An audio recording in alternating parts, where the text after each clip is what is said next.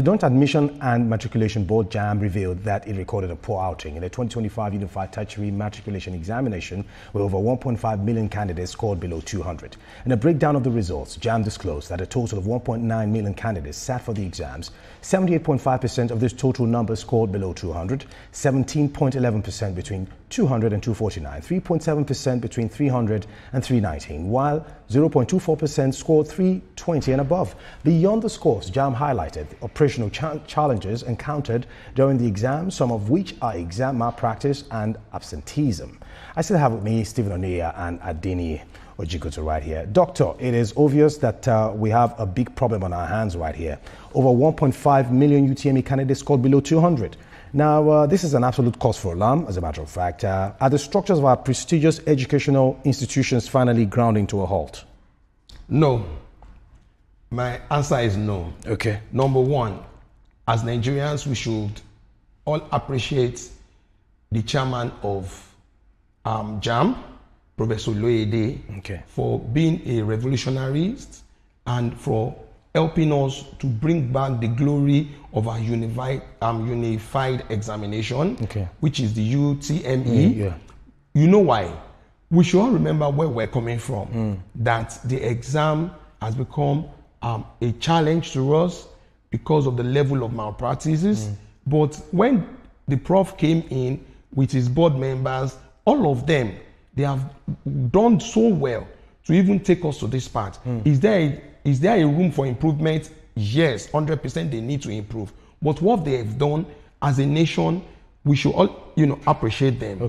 Going forward, the level of failure, I have broken it down to 5, stakeholders. Okay, give us 2. Let's have Stephen's contribution quickly. Okay, now the government, let me say the 5, so it can buttress. The government, the society, the parents, the society, the parents, the pupil themselves. If all these stakeholders are serious, we have 50.29% that scored between 160 to 199. That is to say that is the chunk. That means a lot of these candidates are below average. So it's not as if the examination is totally bad. It's a true reflection of their ability, which we should be happy for as a nation, as a parent, that the level of malpractices has reduced. So what can we do to improve? There is a lot of things that we can still do to improve on this. All right, Mr. Stephen Oneya, quickly. Now, where do you think we should start? Because who bears the first bulk of the blame? Is it the collapse of the family structures? Is it quality of teachers and their passion for the profession? Yes, so I'm going to approach it from a completely different angle. Because there was a UNESCO report in 2023 that the rote memorization technique, which is the method of learning that we currently use, is outdated. It's no longer tenable in this age. And we need to recognize the difference between education and learning. This result is a structural deficiency. Now we mold and nurture intelligence in this country. These children don't only need to be tested based on a recall-based memorization, speed-determined kind of examination. The world have moved beyond that. You can check out Finland and Estonia. These are countries that have recognized the way AI is shaping the world and the need to transcend our current traditional examination modes. I'm not going to put the blame on JAMB or our institution, but we need to know today learning has gone beyond just being able to have a memory recall or being able to test your speed. It's been involved acquiring knowledge, applying knowledge, and transferring knowledge to industries. But if you are actually kicking against this modus operandi, if you check out those who are the hems of affairs now, they pass through the same process of education, learning and memorizing to do the exams and pass.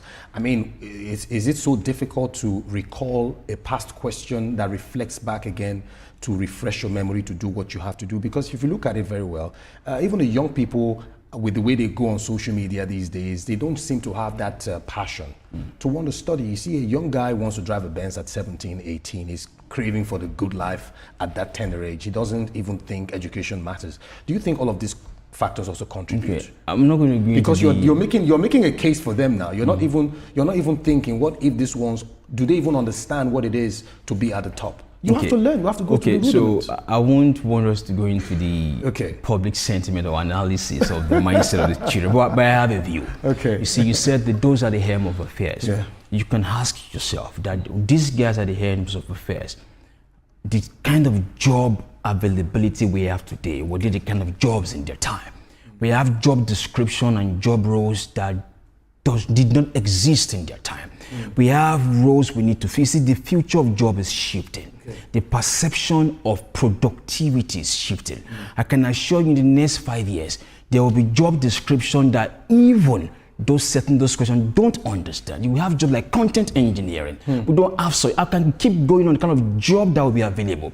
We are not currently positioned well enough to position these children for those kind of opportunities. And it's not a function of, I know we can continue to push blames back on these kids. Yes, they have questions to answer. Yes, they have performance to be evaluated, but we need to move beyond the rote memorization techniques. Very important. Doctor, a lot of students came online to say they passed JAMB last year, they passed JAMB the year before. What happened this year? Some are attributing it to technical error. Some are saying that the way it was conducted was not as smooth as they expected. You heard about people complaining about leaving the house very early in the morning. We heard cases of some students being kidnapped on the road to go and do JAMB early in the morning. Some of these challenges they also face. Psychologically, don't you think before you get into an exam and you're that worn out, it won't affect productivity as well? I do not agree with that sentiment. Okay. And JAMB did not say that people should come and write the exam 6:30. They said get to center 6:30. So you can as well get, and you have the opportunity to choose the centers that you want. Another information is that if you know you want your ward, to all parents, you want your wards to do the examination at the preferred location, please get the JAMB forms when they are out, get them early. Because if those centers are filled up, you will not have a choice rather than to have an alternative place that eventually you will have chosen. So it's where you choose on the portal that they will allocate you to. Nobody has ever come out to say they give them a center that's outside of probably the locality. Aside from that, let me just say something on what Mr. Ono just said. I differ. All right. Onia, I differ in the sense that when you look at our climb, the countries that we have peculiarities, India, Brazil, in terms of population now, maybe Indonesia and China, these are countries that has population like ours. We still need this type of unified exams to be able to sieve university entrance. And considering our diversity, this unified exams is actually helping us to have a standard, a national standard.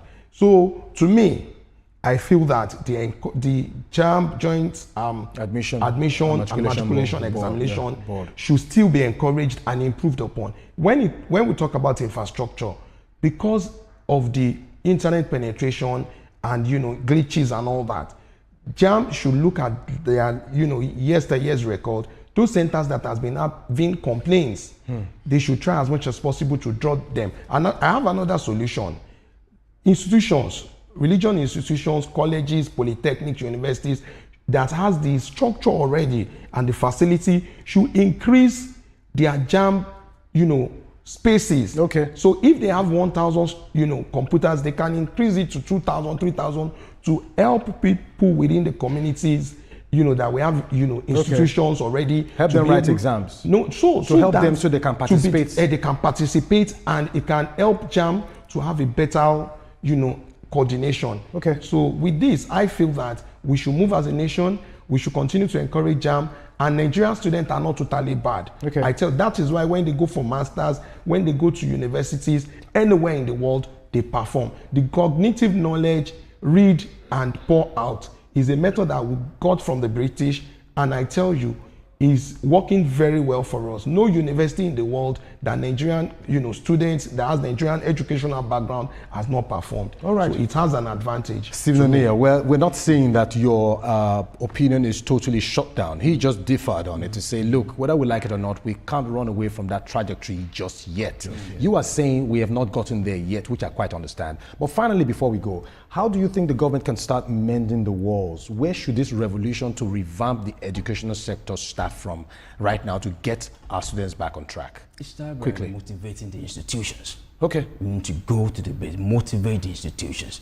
You see, like I said, learning is about acquiring, applying, and transfer. Okay. And learning cuts across, but not just for the students, from the instructors in the institutions. If they're not well motivated, if the infrastructures are not there and preparing for the future of work, we will get nowhere, because we don't need to just recall, we need to be productive and impact the nation positively. Very important. All right, Dr. Jenny, quickly, let's get your perspective. Finally, before we go, what is your final take in all of this? Because it appears that, Nigerians are worried. I mean, this is one hell of a news that broke out and nobody felt happy about it. JAMB, for God's sake. For us to reanalyze, 50% of this pupil got just a little below the average mark. So they can be encouraged. Okay. That's number one. Number two, their period is different from our generation, that in the community is only 1 or 2 television sets. Now, we should reduce the screen time.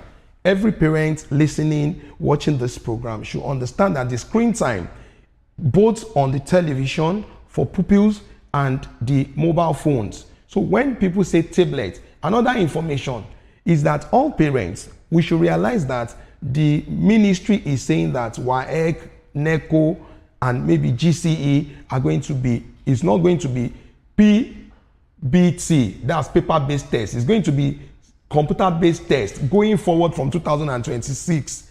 Please, TVC has said it. Everybody, let's encourage our words in the speed of time to type, because by the time all the rural areas, the honorables, the mosques, the churches, and a lot of institutions, NGOs, state government, local government should set up computer-based centers across communities, so that even the least secondary school pupil would have a good typing skill set and speed, so that we'll be able to have pupils to meet up and be able to write the WAEC very well next day. Political analyst Dr. Adeni Ojukwu, so thank you so much for your time. And of course, Stephen Onuye, it's my first time meeting you here today. Fantastic.